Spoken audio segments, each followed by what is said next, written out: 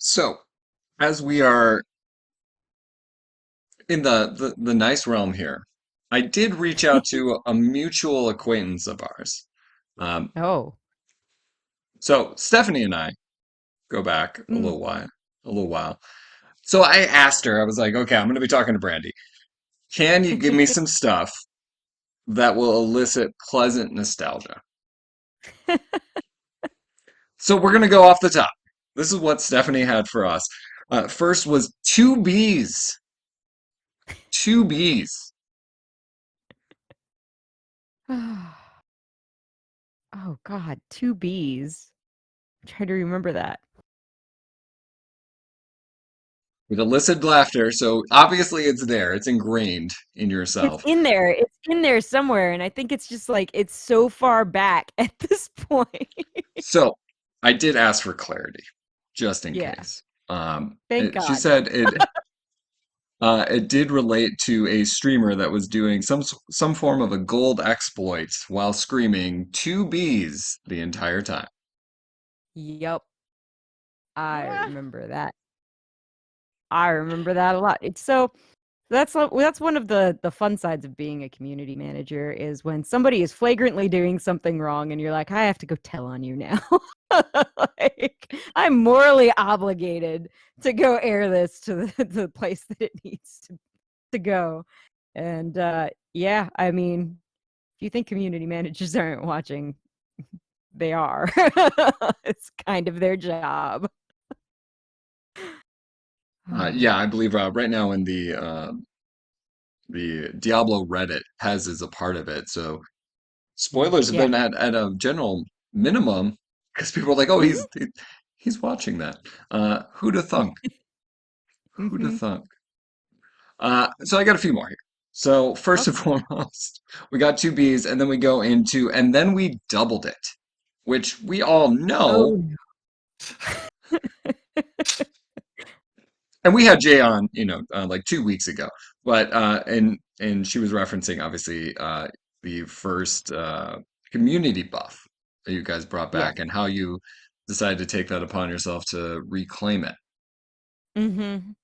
Well, so it's one of those things where like you can let something continue to be negative, or you can take it back and you can just be like, yeah, we were wrong. Let's laugh at it too. Don't if the community's gonna laugh at you, then find a way to laugh with them. And that's kind of where that comes from as well, because it shows humility. And it helps break down that whole dev on a silver pedestal problem that tends to happen sometimes. Um, they don't need the ego and we don't need the ego either, so it's better for us to just be like, yeah, we made a mistake, so let's just own it and make it something good. And then I have one last one. All right. So Hmm. Stephanie she made it a point, and this is where we kind of ended our conversation, was to talk about the live stream from Diablo 3 Anniversary. And you had Hmm. many guests, right? Yeah. However, one of the guests was Kevin K. Griffin, and Yeah. she wanted you to know, and she wasn't sure that if you did, that stream meant a lot to him. Um, Yeah. and at the time, losing a battle with cancer, but was one of the highlights of his time there, and it meant so much to him. And we talk about Hmm. having an impact not only on the community, but on your fellow peers as well. Um, so this is your life, essentially. This is the like that's what I'm here to do is just drop these things. And as It's I said, funny, I I feel had like I I had some cry on all surprises. of these, but it's not just my fault. So you guys spring that Yes. stuff on me. No, but Stephanie spoke so highly of you, and then again, I think we started out here today, and we're not done by no means. Yeah. But Oh, for but sure. we started out by saying, the face and the voice of the community, and that comes from having an impact, and to have that Mhm. impact kind of trickle outward too, is amazing, right? Yeah. And you've done a lot of good things and brought I joy. was I was so happy that I got to do that stream with Kevin because I didn't get to know him as well as other members of the team did. And honestly, truth be told, when I was gathering people for the streams, I didn't know what he was going through. I wasn't close enough to him to know.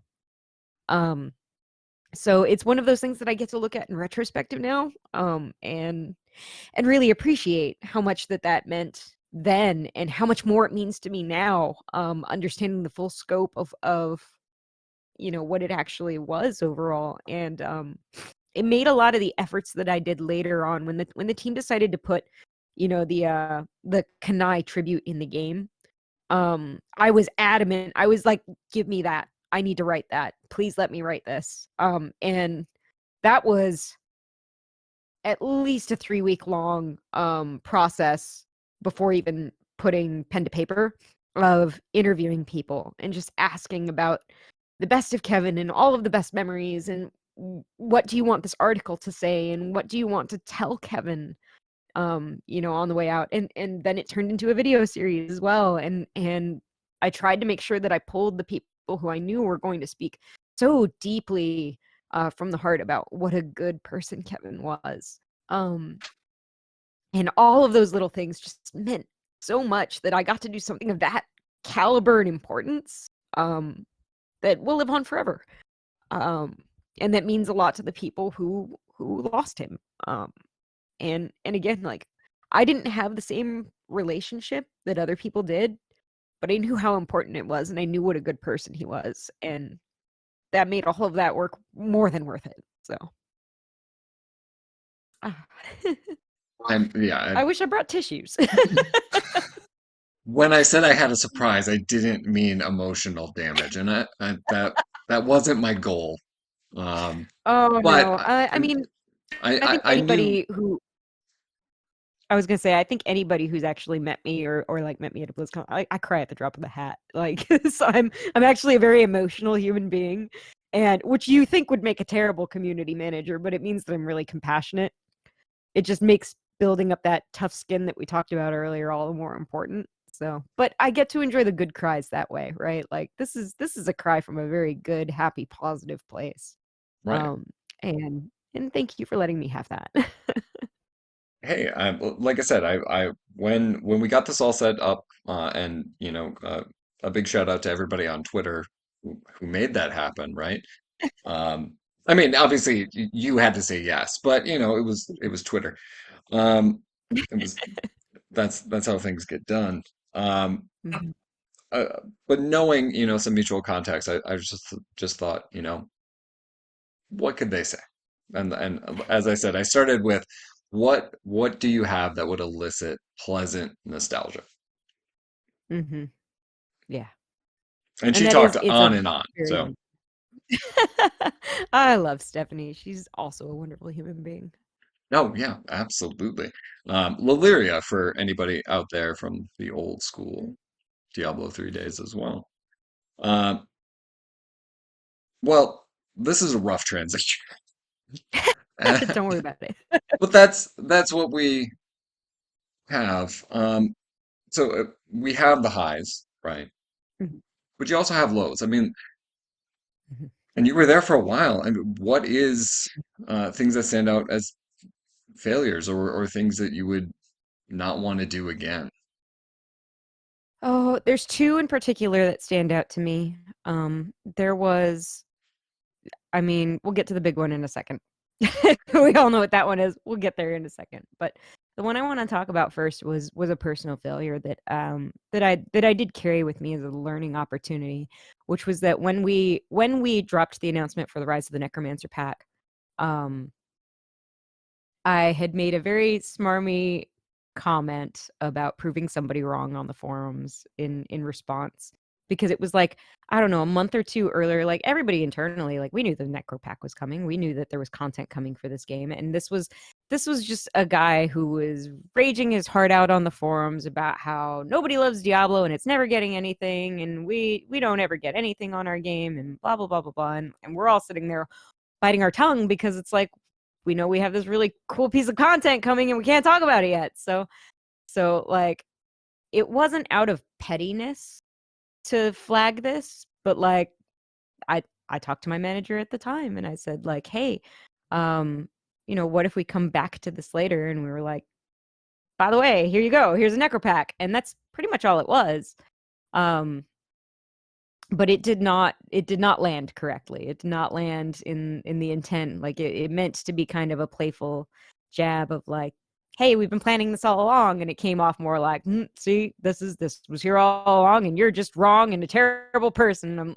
Obviously none of those things are what I had said, but that is the way that it was interpreted, because subtlety doesn't translate well on the internet. So and I felt really bad about it, and honestly I turned around and I apologized immediately. I said, you know what, this was meant as a playful joke, and it came off wrong, and you have my sincerest apologies. I didn't mean to make you feel bad or single you out in that way. I wanted to celebrate this with you as a win, that we are getting a cool thing in the game we both love.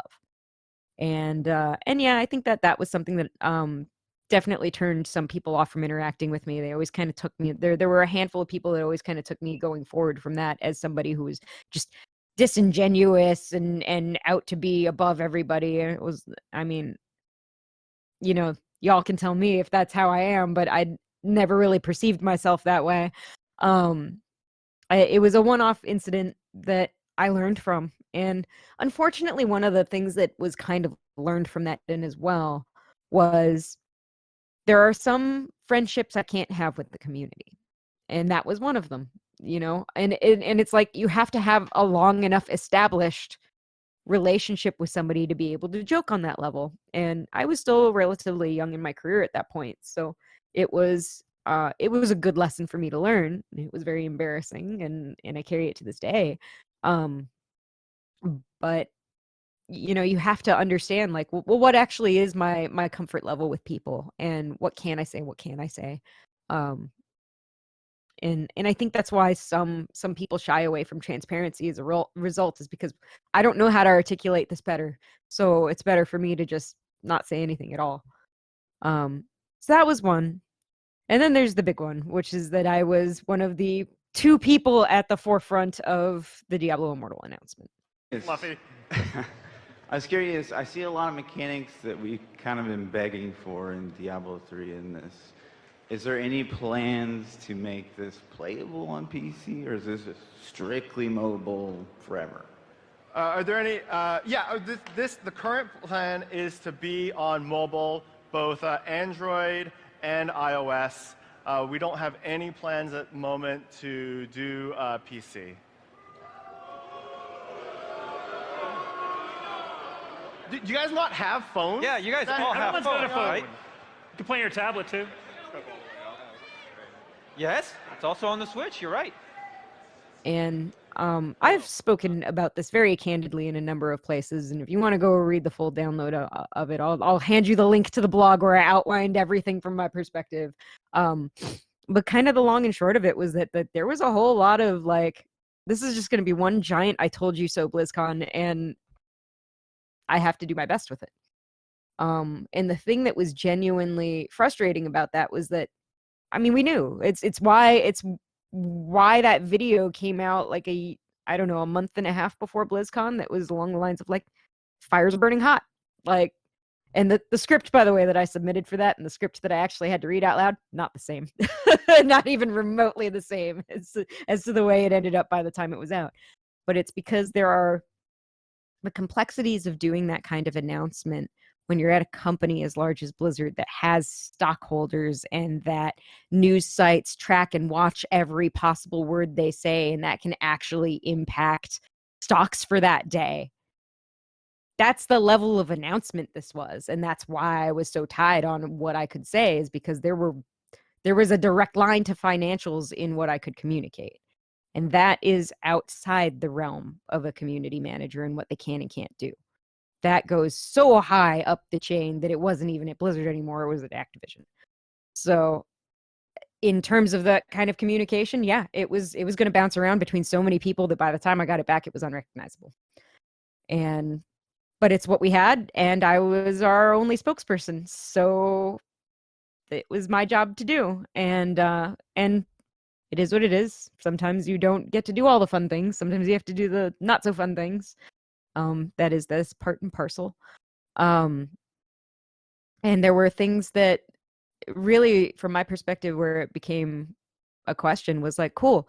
My job at this point forward is to collect all the feedback and make it very prudently clear that it's like, hey, this is what I predicted several weeks ago. All my broadcasts, like my community sentiment broadcasts or assumptions of what was going to happen, all lined up with everything that happened. And it's like, I mean, I can show you my worth. I can show you, and I can show you that like my instincts were right on this. And going forward, maybe you should trust my instincts a little bit more in terms of where I think the community is going to want things and what they're, what adjustments we can make with this going forward. And what I will say is that part of that is that, the major contributor to that was Wyatt.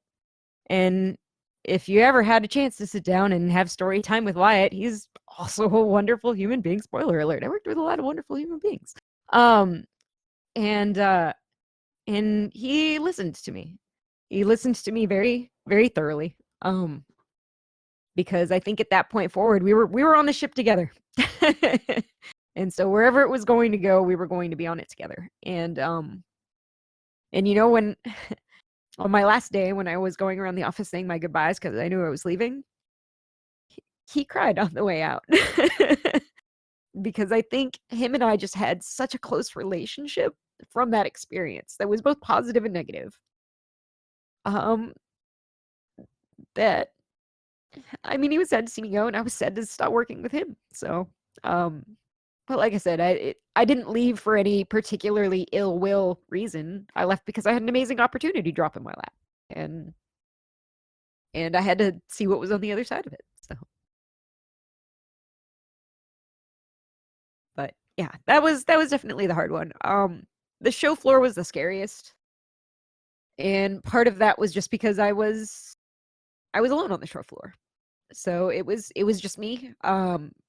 Again, for those of you who have met me in person, I'm a very small woman. It's very easy to lose me in a crowd, and that's exactly what happened. And it was a little bit panic-inducing, and a little bit scary. So I was kind of fervently texting my thankfully very tall husband, who can see me in a crowd because he's so high up. And some of my closest friends, I think I texted you, Whitney. I think I texted Steven, a couple other people that like I knew really well, and I knew that like, hey, you're probably in the crowd somewhere. Can you come help me get out of here? Because I'm worried about what may or may not happen because I don't have anybody here. And my husband found me, him and a couple of friends escorted me off the show floor, and I did hide for a little while because I needed to collect myself. The rest of the weekend was going to have to be me being on, so I needed time to get that emotion out, put my barrier back up, distance myself from the situation, really like cling on to that this is not your fault and they're not mad at you. And talking myself through that and just kind of giving me a moment and then going back out and doing what I do best. So and that was really hard. And I did. I went to therapy for a little while. I'm not shy to say that. I think it's actually important that we surface these kinds of things, especially for community managers, because like you said, it's hard, and you're dealing with a lot of toxicity in and out every day. And even if you have the tools that you need, sometimes you need a few more. And I did. And my boss was very supportive of that, which was great. We carved out time during the workday for me to go to these sessions because I mean that was part of the experience. So it was part of my job for a while was just to take care of me, and that is something that I will forever be grateful for. I mean, you brought it up, and I don't want to. I'm I don't want to talk about Immortal. Um, Oh, it's fine. no, but and you said like there's a blog, there's all that information, and there's no need to necessarily rehash it. But there Mhm, is something that's kind of interesting there. I think like as a CM, like you do, and you talked about it earlier, you do push a lot of like positive stuff, and you highlight those. yeah, But as a CM, you said it yourself, you do kind of see all. So mhm, while you're pushing forward the positive, you're still taking in all of that negative. Like you're still keenly aware of it. And like mhm, how do you how, I'm I guess how is a stupid question, right? Because like there's no I can just do X and Y, right? Mhm. What does that feel like, I guess, to kind of play Um, this guardian role of like I'm in some ways pushing forward this and keeping the community safe while I'm also keenly aware of what's behind the curtain. so I almost think that doing a full callback to the very beginning of the episode, this is almost full circle to the fact that I started out as a paladin tank on the WoW forums, being angry about paladin tanks on the WoW forums. And I think that's part of why it was a job that I could do and that I could connect with so easily, is because I understood the impetus of where people were coming from. Most of the time when somebody's angry on a forum on the internet, it's because they're very passionate about something, and it's because they care. And understanding that the place that they're coming from is a place of passion already functionally changes the way that you're looking at their conversation. You're like, okay, cool. I can take a look at this. And after a while, it kind of just becomes an art of filtering out the junk and the stuff that's there just because they're feeling feels, and digging into the things that they're actually trying to say, which is, this is insufficient, or this actually hurts the way I play, or the game would be more fun if I had this. And it's almost like an art of translation. And when I started looking at it that way, I was able to distance myself from the emotional part of it and really go, okay, it's fine. Come and yell at me all you want. Just make sure that you're delivering a point to me, because that I'm more than happy to take to the people who need it. And that's fine. And it really is just scraping the garbage off, tossing that away, and taking what's actually being said, what's meaningful, and getting that to the right place so that the game's better for everybody. And that, I think, is, to me, it's very fulfilling. Again, I think it says something that I play tanks in games. Like I really don't mind being the person getting my face smashed in for the sake of the rest of my party. I don't know what that is. Maybe it's a particular mentality, but it's also kind of like just my maternal instinct of, no, I'm going to protect the people that I'm with and the people that I'm working with, um, from this part of it, so that they can keep doing the thing that they're passionate about and that they really love. Um, and honestly, that's realistically, that's what the community wants, even if the way that they're saying it is very loud and full of cursing.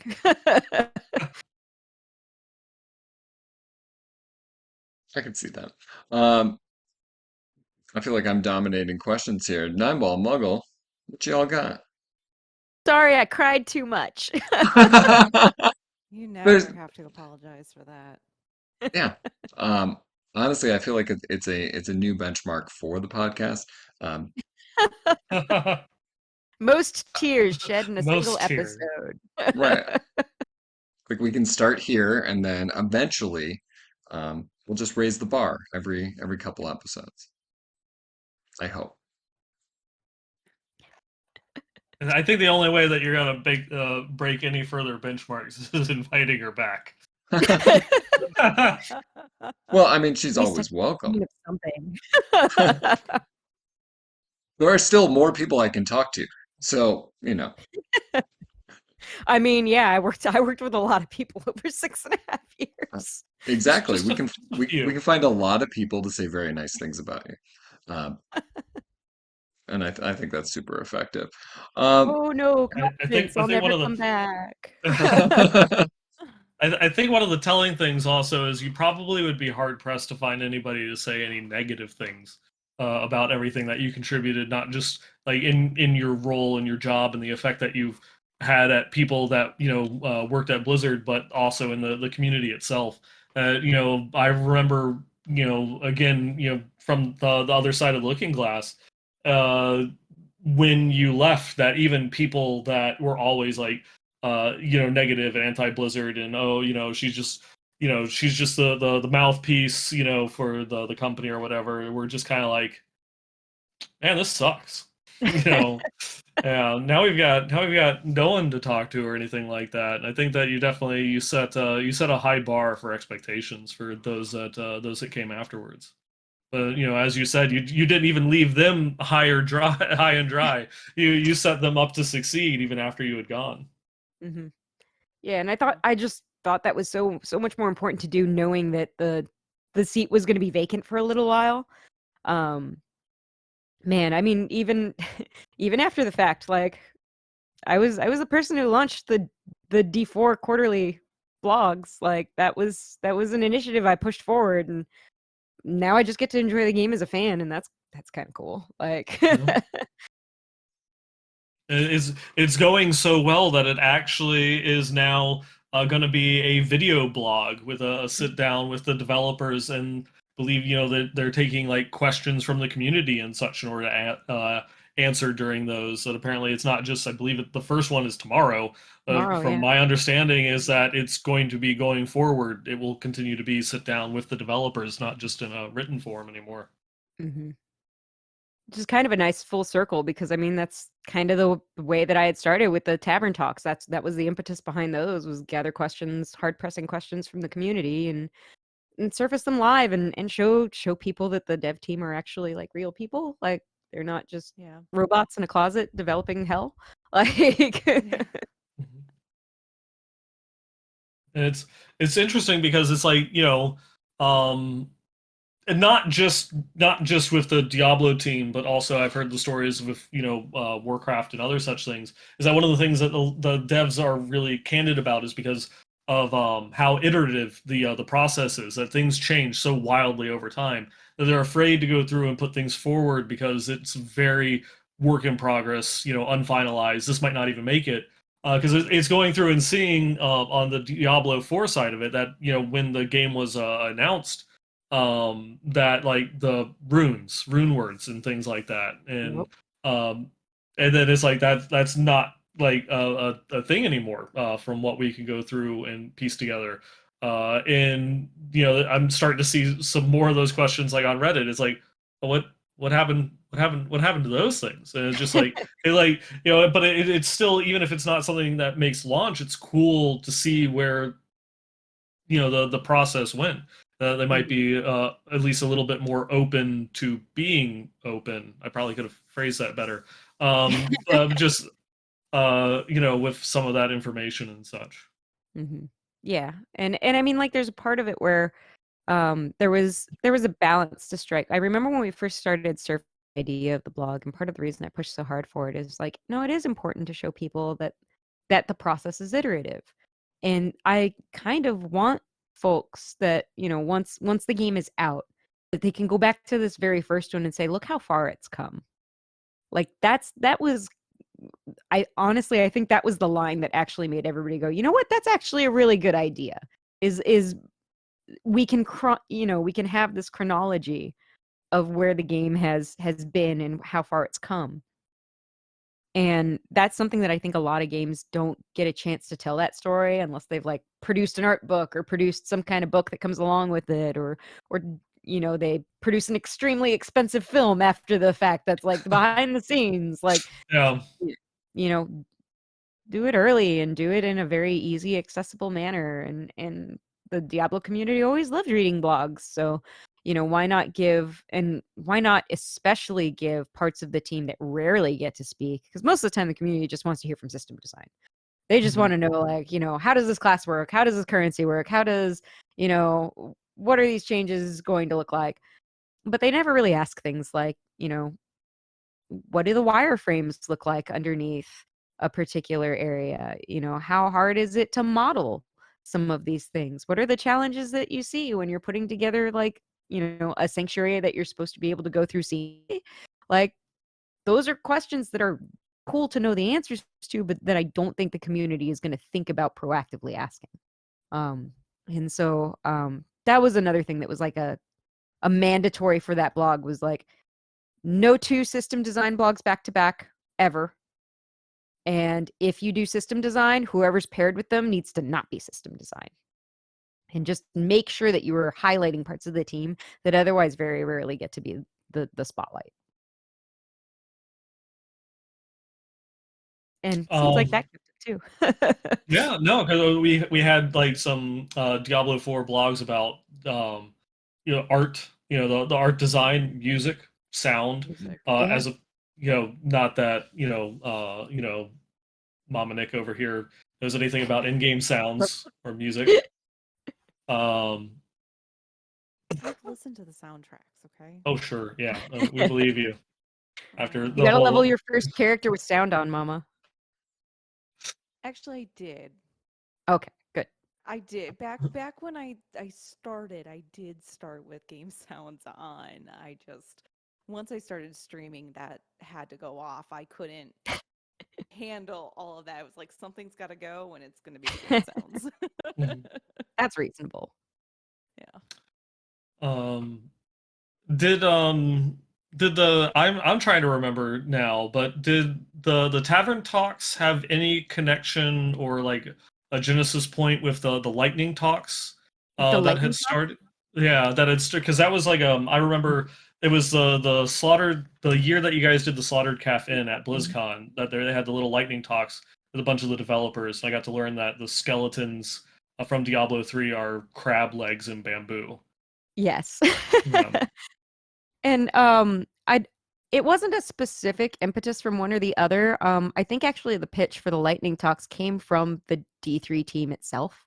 Mhm. Because some of those devs really just they wanted to do something cool for BlizzCon, and they didn't just want to go work the merch booth the whole weekend or be in the info booth or do setup and takedown because for those that don't know, BlizzCon really is a full-blown company effort. Everyone who works out of the Irvine office has to work a shift at BlizzCon. That is mandatory. And then there are some teams that work the entire weekend, like Community is one of them because they're one of the ones that help fuel the show. Events is one of them. PR is one of them. So like and IT is another one that like they work the whole show for like a full week beforehand and a full week afterhand to get all the demo stations up and everything. Um, so there are but anybody else who isn't part of one of those teams, they don't really get to do anything that is directly engaging with the audience unless they're a spokesperson. And so since those opportunities were so few and far between, I'm not even really sure exactly who pitched the idea of the lightning talks, but those of us in community were like, this is awesome. How can we help you do this? What do you need? Like, how can we make sure that this is a thing that happens?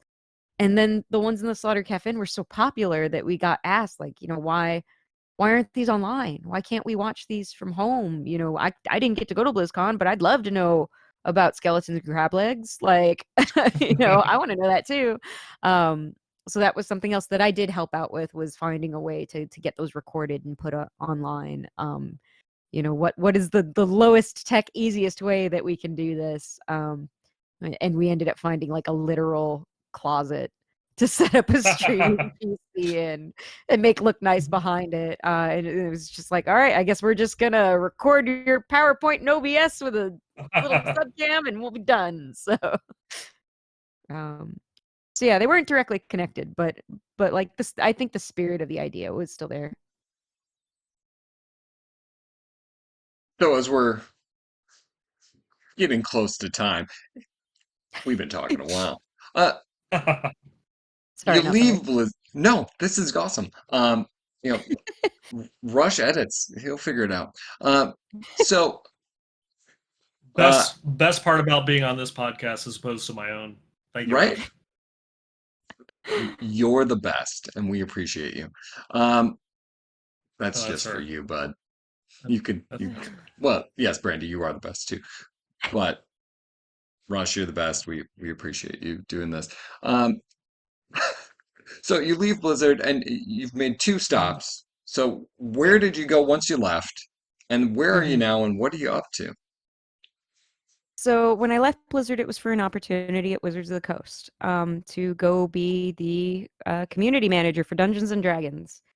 And for people who have known me for a long time, I am a gigantic D&D nerd. I've been playing tabletop most of my life. I learned to read from my dad playing the old TSR video games and sitting me in his lap and having me read combat logs. And I knew what the word melee meant at 4 years old, which is probably telling.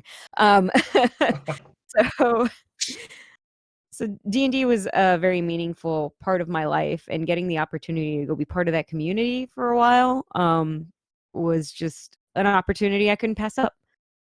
And there were plenty of other reasons for me to leave Blizzard as well. I had simply just been there a long time.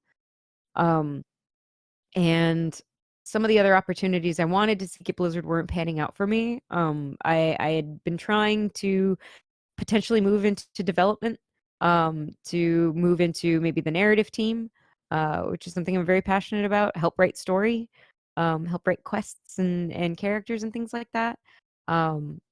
Or work in VO, which is what a lot of narrative does, as well as writing the text for voice acting and things like that, which is something I also have a lot of background and experience with. I wasn't getting those opportunities, and so it was time for me to explore other avenues that might happen with. And so I'm at the time, it was like early 2020, and I was told, "Hey, you need to move up here to Washington because the offices will open back up in a few weeks." So I moved in June of 2020. And offices still did not open up. And I think I can actually count on both hands the number of times I physically went to the office in Renton. Like it was not frequent. There was no need for me really, because a lot of the people weren't working out of the office either. And a lot of the time I was working with community people, and D&D is a very global game. And half the people I was talking to were in Chicago or East Coast or England or any other stretch of different places. So why would I drive into the office to go be on Zoom all day when I could just do it from home? And eventually, I think what I came to figure out in my time at Wizards is that I found very quickly that I was doing a lot of the same.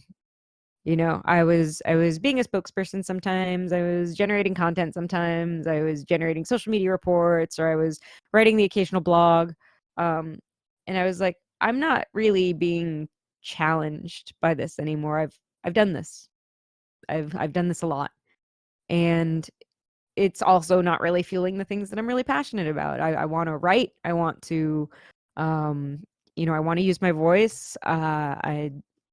I'm very big into voiceover. It's something I want to pursue at some point in time, and I don't get those opportunities here. So I think maybe I need to figure out what's next for me. And purely through serendipitous nature, a friend of mine reached out and said, "Hey, we have a producer position opening up on our team.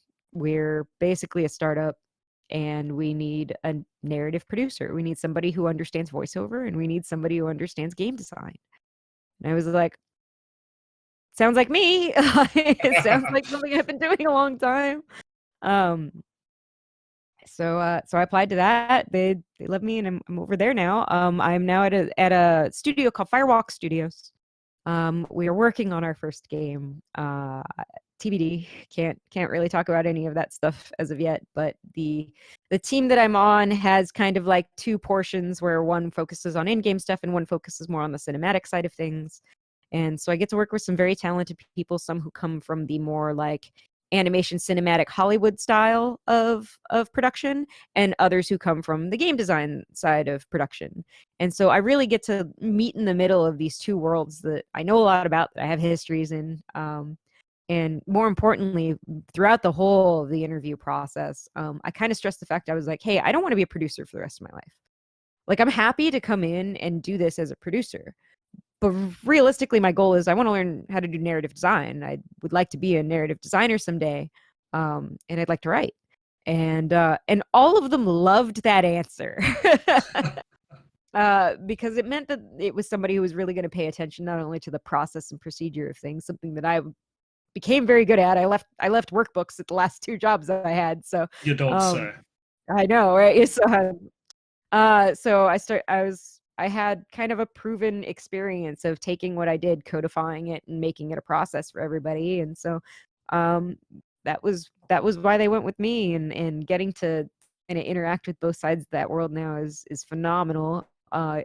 It's a woman dominated team, which is also very rare in the gaming industry, and especially on the narrative side of things. So that's been amazing to be a part of as well. And yeah, it's just been a very cool experience. Narrative production is very different, but also the same in some ways. Like I'm doing a lot of translation work where it's like, oh, well, this is what we want as narrative designers, but we can't have that because it doesn't work for, our art director, or it doesn't work for our animators, or it doesn't work for VFX artists, or, whoever it is that we're talking to. And it's a lot of the same in a different way, which is kind of interesting. And you're happy, And I'm right? happy. Yes. Yeah. No, it's been fantastic. I mean, like there are days where it's like it's not glamorous. I'm sitting in Jira all day putting in tasks for people and like here you Oh, so go, you're have your check that mark. you're that person I hear I am about that so person. often. Yes. Yeah. I am that person. But I also get to like sit in on brainstorming sessions and help guide conversation or send on articles that are on a narrative topic that we're discussing for one of our characters or worlds or things. And that's really cool to be able to be a part of that process and also kind of be onboarded in a way that like I might actually be able to make that transition to narrative designer down the road. So Well, that's awesome. super awesome. So it's interesting that, I mean, obviously I watched you on Twitch and you would be building your D&D campaigns, right? And so Yes, like yeah. obviously I know you have this passion for it. And then you go and you do this job at D&D and you're like, it's the same thing I was doing at Blizzard. Not, I mean, I know you left Blizzard and there was a lot to unpack with Blizzard when you left, but do you think even with your passion in D&D, if things had been different with Blizzard, would you have still left for D&D just because of the passion of the game? And I mean, obviously all these steps lead you to where you are now, which is Right. awesome and you're happy doing it. And I mean, like I've said, I've heard you read in so many different voices and that's what you're meant to do.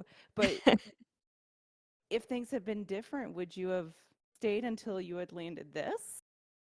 Or was this switch to D&D critical to where you I are now? I do actually think the switch to D&D was critical to this path, to be honest, because I don't think it would have been in the long term for me personally healthy for me to continue being a community manager the rest of my life.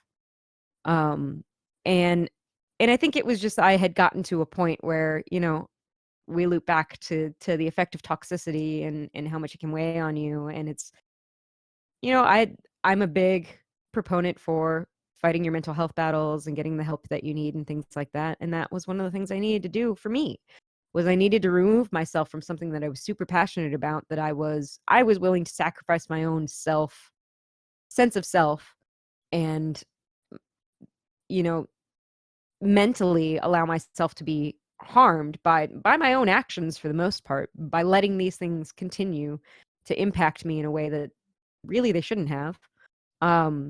That I needed to remove myself from that. And I think I had just hit that point of my life where it was like I need to move on from this as a role.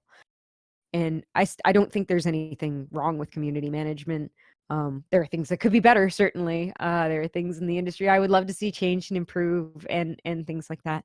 Uh, but I think I had grown beyond that and needed to put myself on a path that fulfilled me creatively a little bit more, and that was less oriented in the marketing and PR side of things that I can do, but really aren't my passion.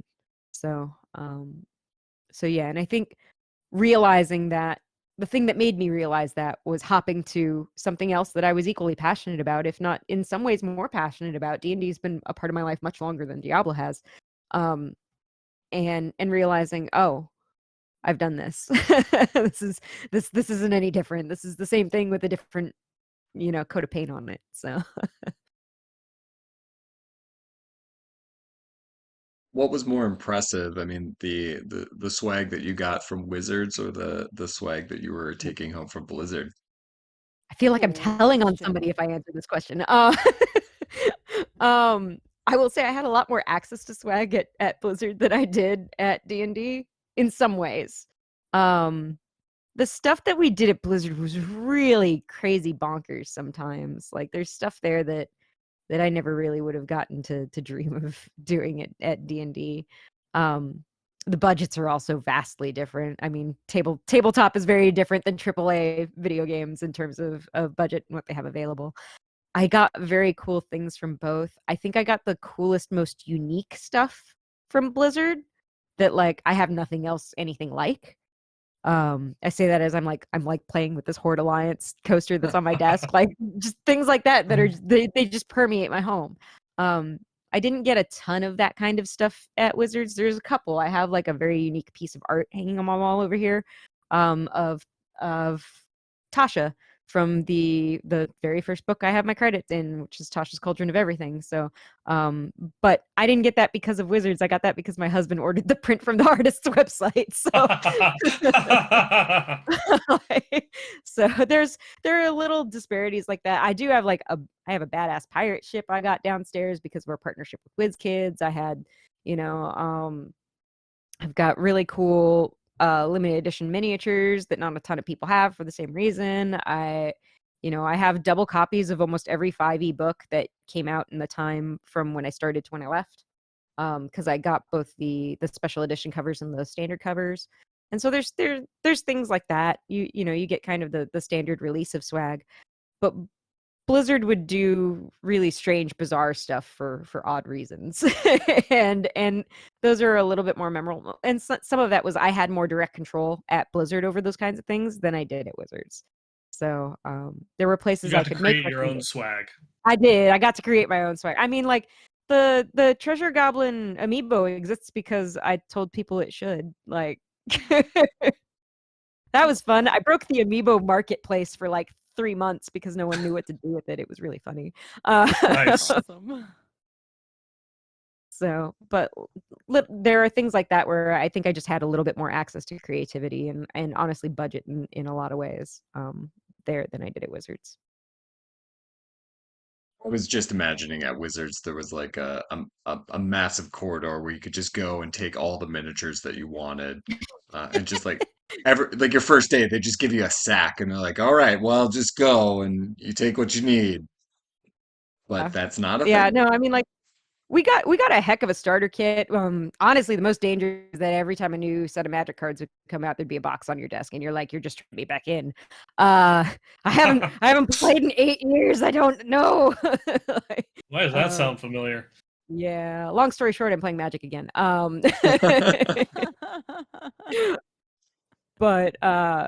But yeah, so there were some kind of odd, cool little things that I got from working at D&D that I definitely know other people don't have. I mean, I have one of the weirdest things I have behind me on my desk or on the shelves over there is they did a Christmas gift one year that was like a studded D20 that was sent out to people, and it's like it's actually there are actual crystals embedded in this thing, and I'm like, I mean, I'll never roll this because they're just Right. I Yeah. won't laugh. But Vorsky.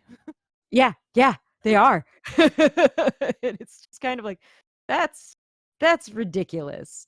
It's cool that I have this. I don't know what I'm gonna do with it. It's probably gonna sit in a box for the rest of its life, but Mhm. But you have it, and that's what matters. I have it, and that's Right. cool. Well, Nightball, Muggle, any last questions here for Brandy before we wrap this thing up? How's the beer collection?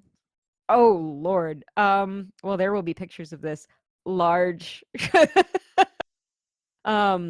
have I tried to a convince her to ship me a couple boxes when they moved.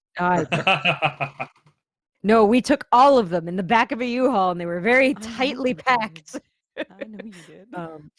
Yeah, our beer collection is extensive. It's only continued to grow because our rate of consumption has lowered, but our rate of acquisition has not. So, um, It's impressive. yeah.